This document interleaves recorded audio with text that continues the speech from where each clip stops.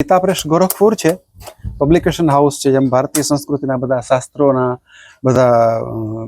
શાસ્ત્રો બધા પબ્લિશ કરે છે, શ્રુતિ ગ્રંથો, સ્મૃતિ ગ્રંથો, પુરાણો, શાસ્ત્રો એ બધા. એવી રીતે એક કદાચ એટલું જ જૂનું અથવા તો એનાથી પણ વધારે જૂનું અને એક લબ્ધ પ્રતિષ્ઠિત પ્રકાશન ગૃહ છે ચંડી પ્રકાશન, પ્રયાગરાજમાં. એના માલિકનું નામ છે ઋતુશીલ શર્માજી. ઋતુશીલ શર્માજી છે એ ભગવતી બાલા ત્રિપુર સુંદરીના બહુ મોટા ઉપાસક છે અને એમના કુટુંબમાં છેલ્લા 32 પેઢીથી બાલાની ઉપાસના ચાલી આવે છે. બાલા ત્રિપુર સુંદરીની ઉપાસના ચાલી આવે છે, બહુચરાજીની. એટલે એ લોકો બાલાના શુકલ કહેવાય છે. એની ઓળખાણ જ થઈ ગઈ બાલાના શુક્લ. ઋતુશીલ શર્મા. શર્મા તો દરેક બ્રાહ્મણ માટે શર્મા વપરાય અને બ્રાહ્મણેતર જ્ઞાતિ માટે વર્મા વપરાય, બરાબર. તો ઋતુશીલ શર્માજી છે એ બાલાના શુક્લ તરીકે એની ઓળખ છે, પેઢી દર પેઢી.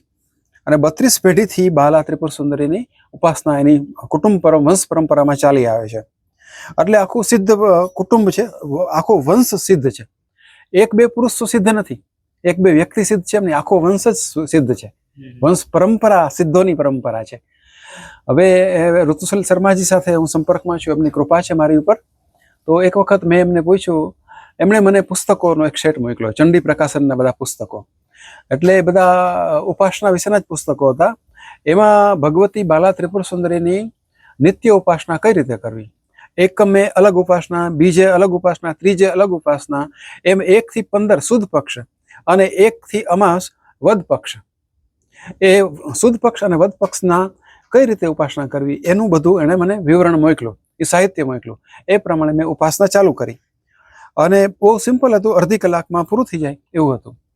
પછી મેં 1 મહિના પછી દાદાને ફોન કર્યો.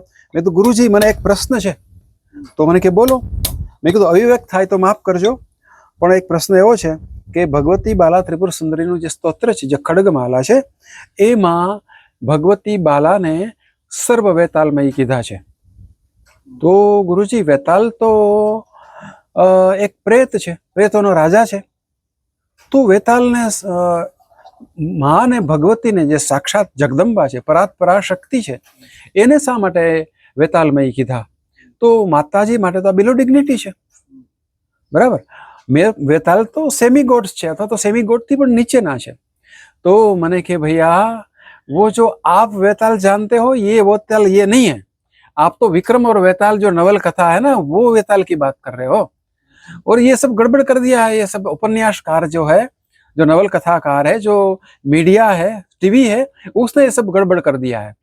उस वेताल और इस वेताल के वो कोई रिलेशन नहीं है. वो वेताल प्रेत है, जो विक्रम और वेताल वाला वेताल है वो प्रेत है, और ये जो वेताल है वो भगवती बाला त्रिपुर सुंदरी की प्रमुख शक्ति है. वो भगवती की अभिन्न शक्ति है, वो भगवती ही है, और वो भगवती के श्री अंग में विराजमान शक्ति है. उसमें और भगवती में कोई अंतर नहीं है. जैसे भगवान शिव में और भैरव में कोई अंतर नहीं है, जैसे भगवान श्री रामचंद्र जी और हनुमान जी दादा में कोई अंतर नहीं है, एक और अभिन्न है. ऐसे ही वेताल और भगवती बाला त्रिपुर सुंदरी एक ही है, और वेताल की कृपा से ही भगवती की कृपा प्राप्त होती है. तो ऐसा है भैया. तो आप ये करो, ये आप स्तोत्र करो, खड्गमाला पाठ करो, और आप बहुत अच्छा हुआ कि आपने ये प्रश्न किया, तो आपका समाधान हो गया. એટલે મેં ઋતુશીલ ગુરુજીને હું અહીંથી પ્રણામ કરું છું. પ્રયાગમાં એ રહે છે અને ચંડી પ્રકાશનના માલિક છે.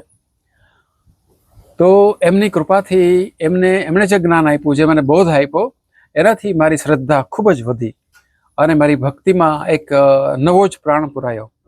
ઓમ જય મહાકાલ, જય મહાકાલ, જય સદગુરુ પરમાત્મને નમઃ. જય વતાલ દાદા, જય પુતળા દાદા, જય નાગ દાદા. ઓમ ઓમ.